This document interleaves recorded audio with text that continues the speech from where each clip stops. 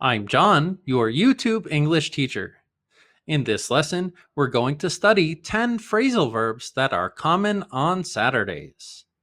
One of my favorite Saturday activities is to study Spanish, Portuguese, or Italian with a native speaker or a professional teacher. And if you want to do the same thing in English, I left some links in the description for some discounts for you to practice. Now, let's go. Number 1, sleep in. Tomorrow is Saturday. What are you doing? I'm just going to relax. I love my days off.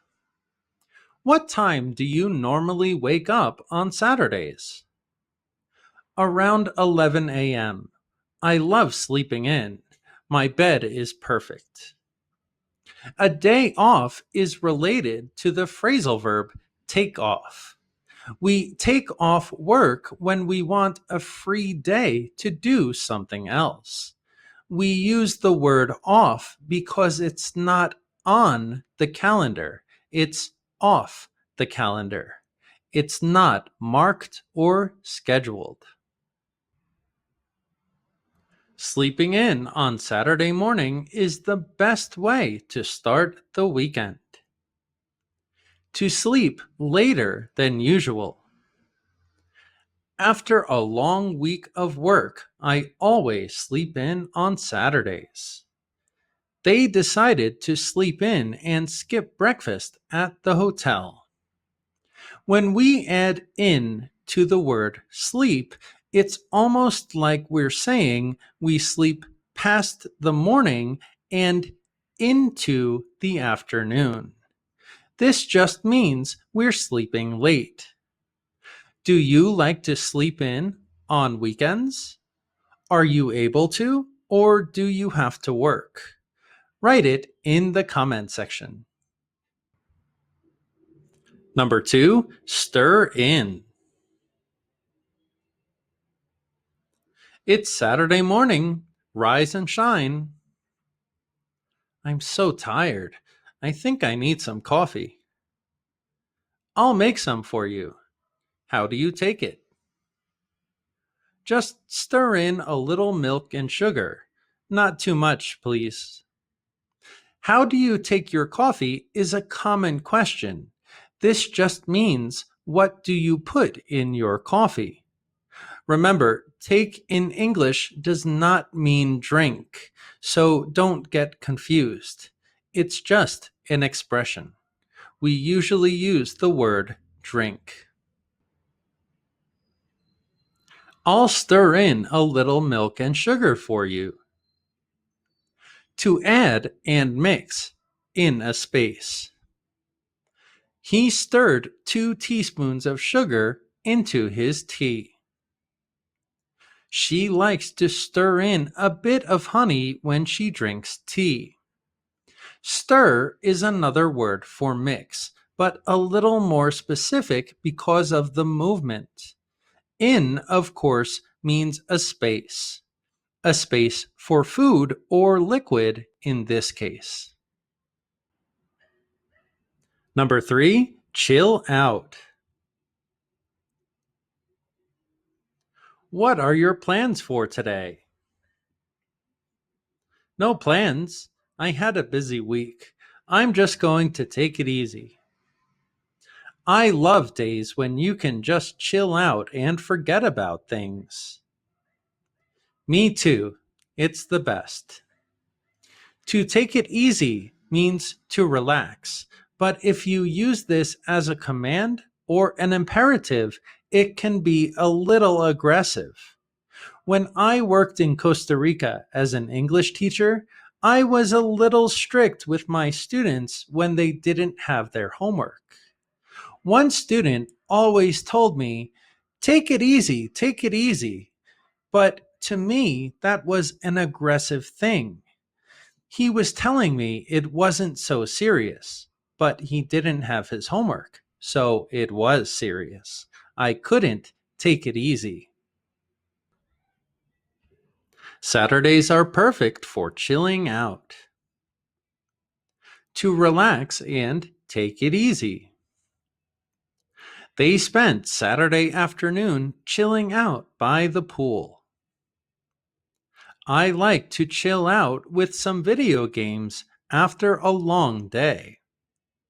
To chill is a verb that means to make cold. This is related to the word cool. Cool is the opposite of warm, and cool just means don't be aggressive, don't be stressed, don't be kind of hot. That's where this comes from. You can just say chill or chill out. Number 4, kick around. If we're going to chill out all day, we should watch a movie or something. I don't know. I don't really feel like it. Well, what do you want to do? Not sure, honestly. We can kick around some ideas.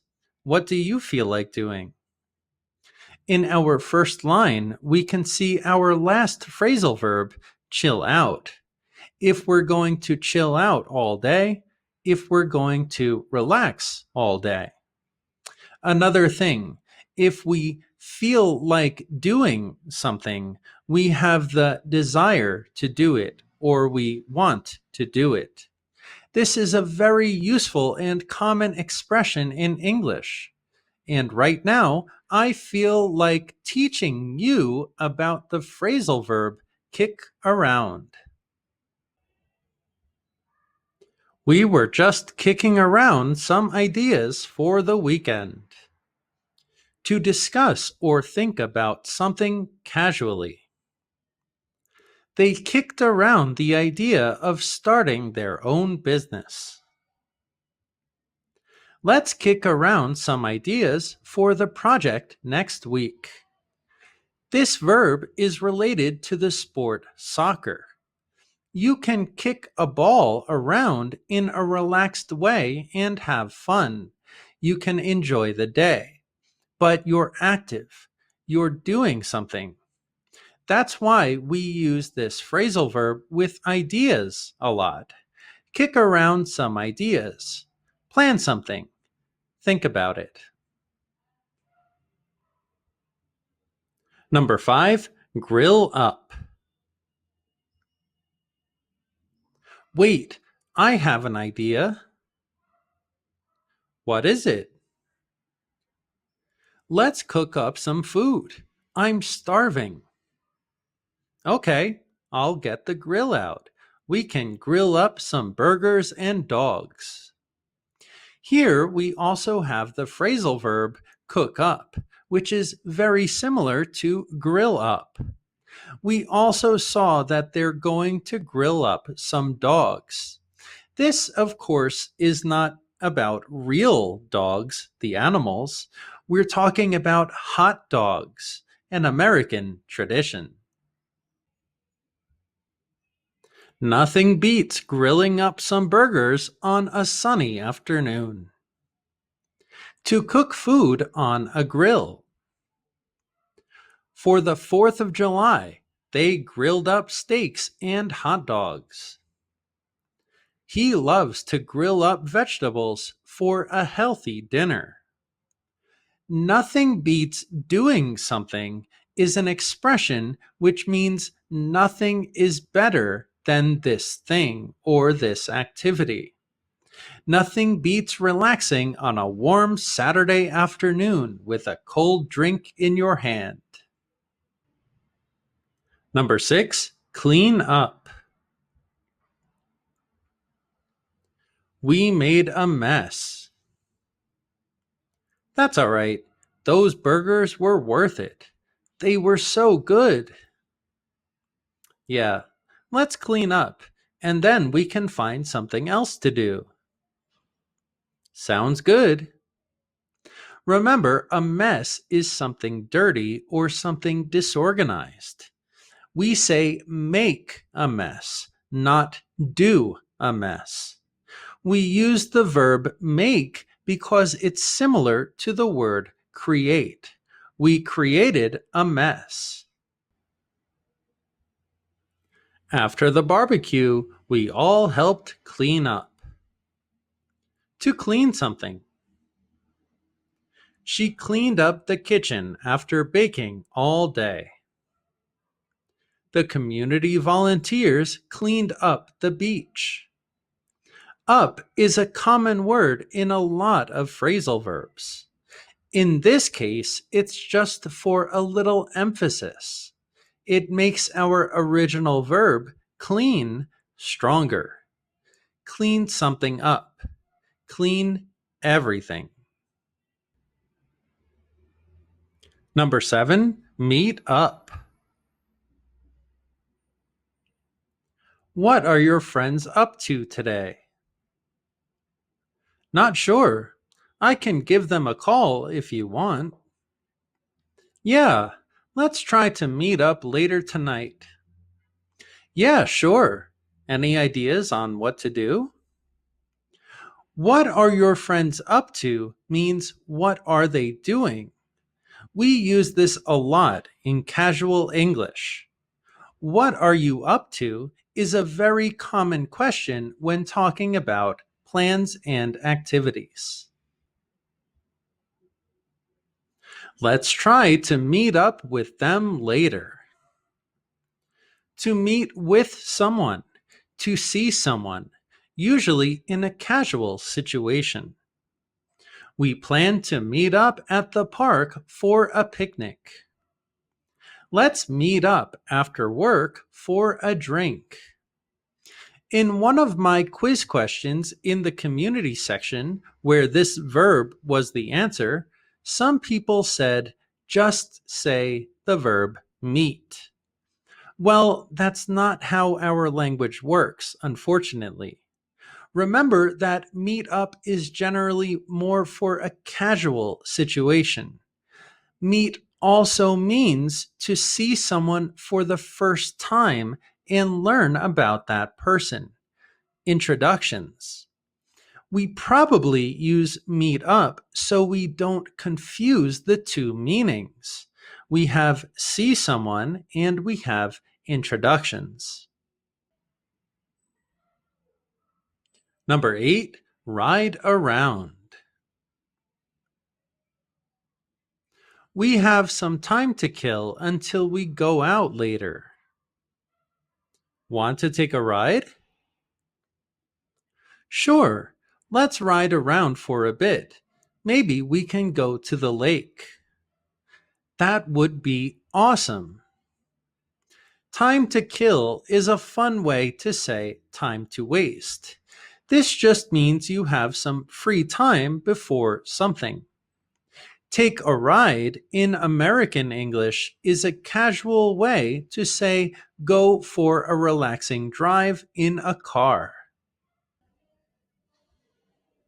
Riding around the neighborhood is a relaxing way to spend the afternoon.